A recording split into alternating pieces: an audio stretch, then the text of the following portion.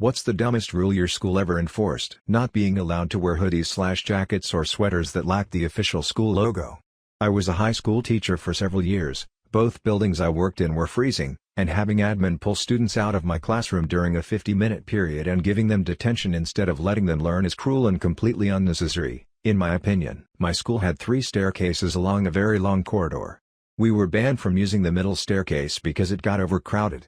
The ban was lifted once they realized it only made the other 2 staircases just as crowded. If you throw snowballs, you get a 1-day suspension. The first long weekend after a snowfall everyone would throw snowballs to get an additional day added to the long weekend. I got Saturday school for missing a day of classes when I was 16.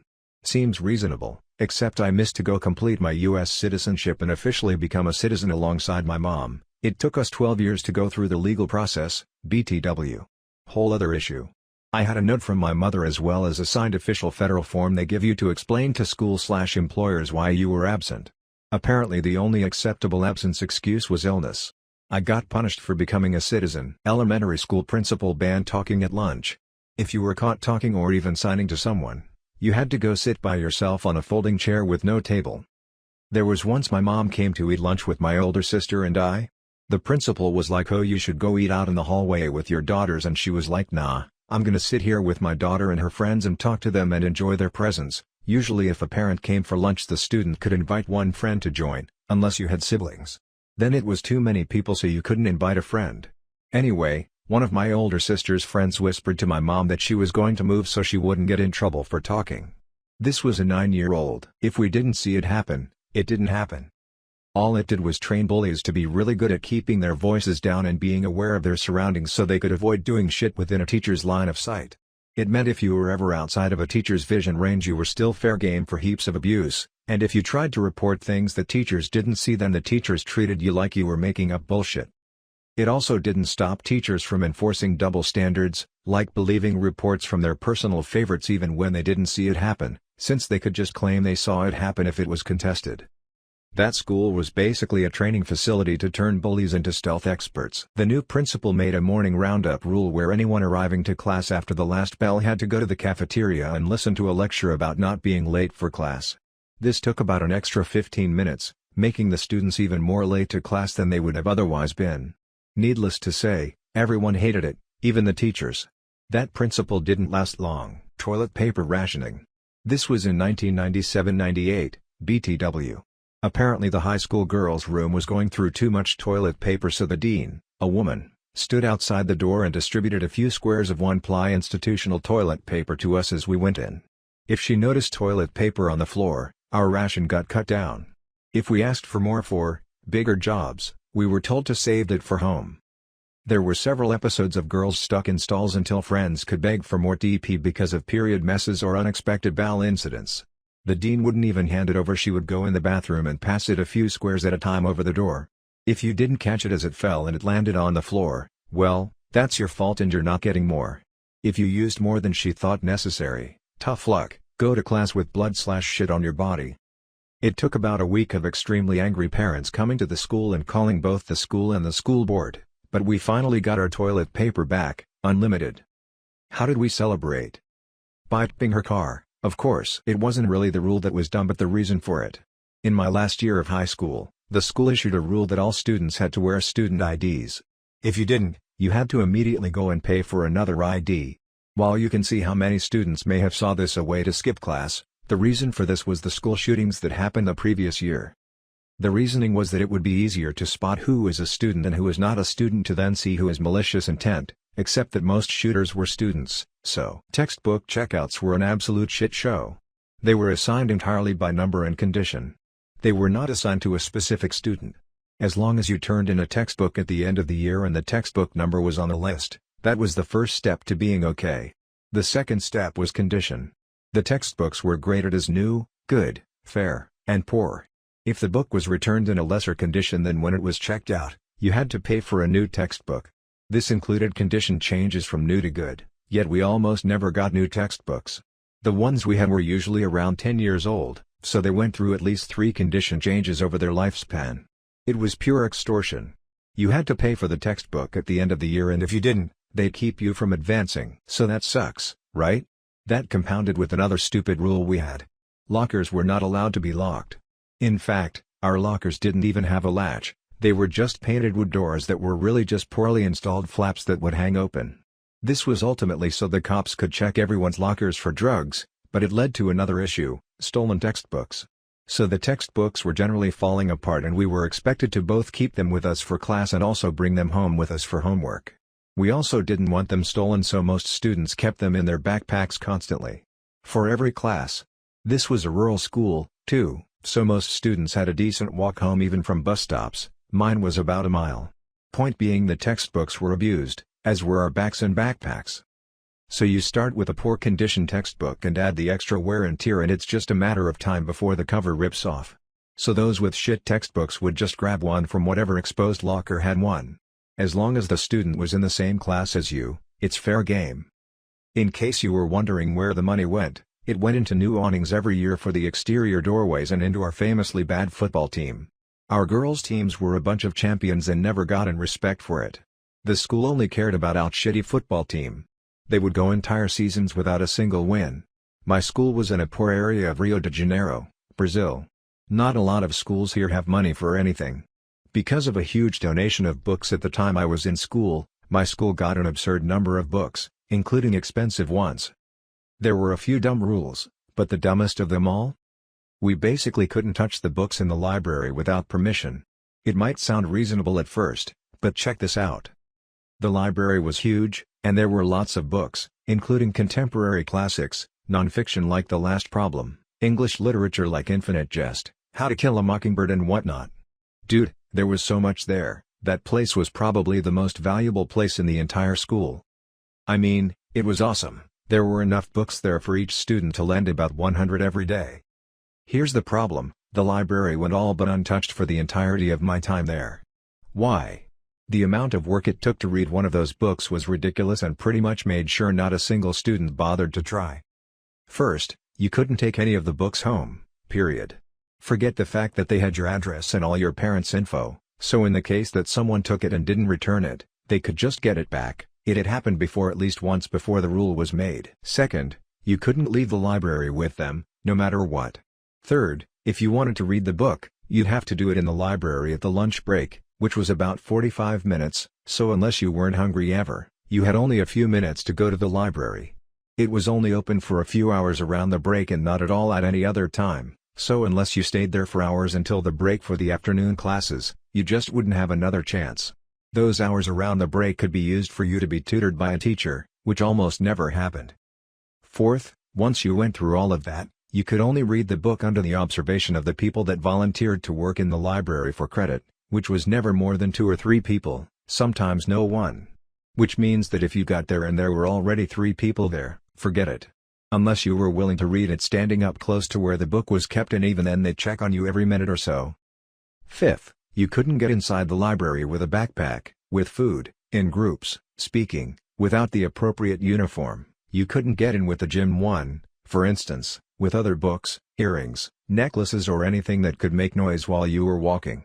Some were reasonable, but the issue was that one simple mistake and you would get banned.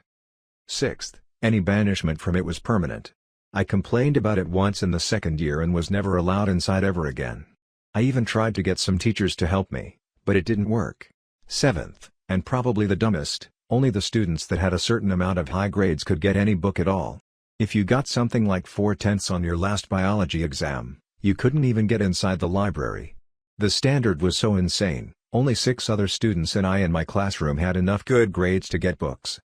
In all my time there, the library was basically deserted for the majority of it. I tried to go there many times, but it was too much work. Out of all the books I only managed to read 2 Brazilian ones: A Guerra do Lanche, The Lunch War, and Blackout, which I remembered to this day in details. There were times where I legit thought about straight up ditching class to read some of them. I tried to get more, like The Last Problem, Kafka's Metamorphosis, Ulysses, which I know I wouldn't have been able to do it, but I was just curious, A Brief Story of Time, Wuthering Heights, etc. But the amount of work it took was so much that it was just almost impossible to be able to read more than 1 or 2 books a year, and even that took dedication, because I basically had to sacrifice part of my lunch time. The rumor was that the principals, we had more than one, basically saw us as savages who would destroy the books if we were allowed to touch them, and even though they had no reason to believe so, the library worked well without those restrictions a year before I had gotten there, with only minimal incidents, and even those didn't result in the books getting destroyed. Went to school during the time where health and safety suddenly started going crazy. They introduced a no contact under any circumstances rule, i.e. no touching another person. We were like 6 or 7 years old. Suddenly one day not only is tag suddenly illegal, but they actually enforced it. I remember one day like 70% of the school's population was pulled off of the playground and made to sit on the floor in the hall, for the crime of just playing the games that children play. Rule: no duct tape on clothing. Reason: some girls thought they could get past the no ripped jeans rule by covering the tears with duct tape. It became a fad and everyone started doing it, so it got banned. A kid in my AP literature class found a loophole and made an entire outfit out of red and black duct tape. I mean shorts, a t-shirt and a jacket and shoes. When the school tried to suspend him they couldn't because the rule was no duct tape on clothes. It said nothing about clothes made out of duct tape. He won the argument and even wore the outfit a few more times to say fuck you to the school and principals. Lol. Edit: this is it. This is as popular as I'll ever be. Take that, Principal Conrad. Really though, to answer a regularly asked question, ripped jeans were an issue because they made the school look trashy, not cause they showed skin. However, there were many other rules to enforce no excessive skin be shown. We would get suspended for rips in our clothes and also for duct tape on clothes, both for the same reason.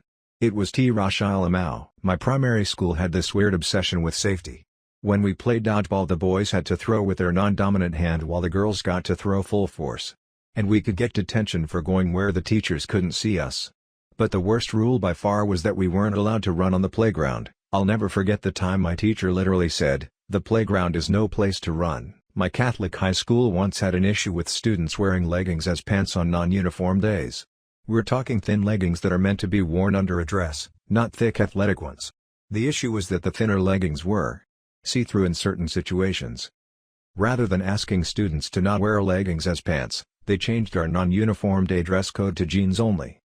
A guy in my class protested by wearing a full tuxedo to school and got detention because his dress pants weren't jeans. My homeroom teacher tried to threaten me with detention because I had no way to 100% prove to him that my yellow-colored jeans were actually denim and not another fabric like corduroy. It was absurd. Rather than just making an announcement about proper pants or speaking to students individually, they caused a weeks-long fight that really soured the rest of the school year. This is a true story. In 2nd grade, we got a new principal who I guess was very concerned with liability issues. We used to have ice cream ladies that would come around the cafeteria with ice cream that was like what you could find in an ice cream truck, a bunch of cool options basically. The new principal took away ice cream and replaced it with frozen juice bars, which were literally a freezer-burnt piece of ice flavored like fruit. They were pretty terrible.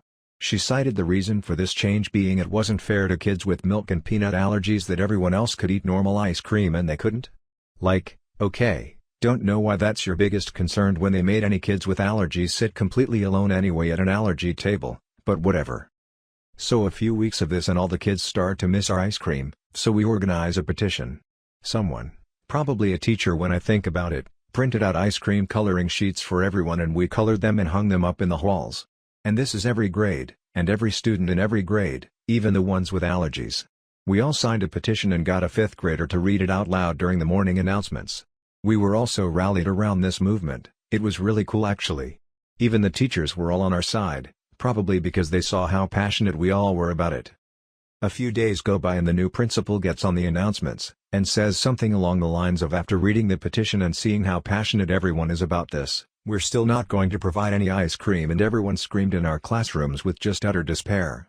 This bitch must have gotten a power trip from disappointing hundreds of kids like that. And when I think about it now, she must have had some serious control issues. Never hated a principal so much in my entire life. No playing with snow. It started with everyone building giant forts and having huge snowball fights. As it was usually pretty cold, you didn't have to worry about it melting, so your hour outdoor time a day you got a lot done. Then someone supposedly got hit in face with icy snowball, so it turned to no snowball fights. We then decided, okay, well, we have these giant forts, let's keep building, and eventually someone did an igloo enclosure and that became a safety hazard. So now we couldn't build snow forts. So we all came together and started adding to the pile of snow from the plow and built up a hill. We would play games on the hill until one of the grades played king of the hill and knocked someone off the hill. School came out and said no more playing with snow in any form or fashion. That was in place for 4 years of my elementary school and as far as I know still stands. So then we would go outside for recess and sit there freezing our asses off. Our school had a uniform sweater that cost $80 but was made so cheap that holes would form in the elbows, just from bending them repeatedly. My teacher called me out in front of everyone and said I would have to purchase a new one. I went to the same school for 13 years and the few people who went to school with me all that time, might have heard me say 20 words. I was always super quiet and kept to myself. I yelled at my teacher that if they didn't want holes in the elbows that they needed to have better quality. My parents would not be spending the additional money to get a new one in my senior year because they're paying for crazy things like 13 years of tuition. I think she was so shocked that I reacted like that she just went silent. I hope it was a lesson to not enforce such a silly rule.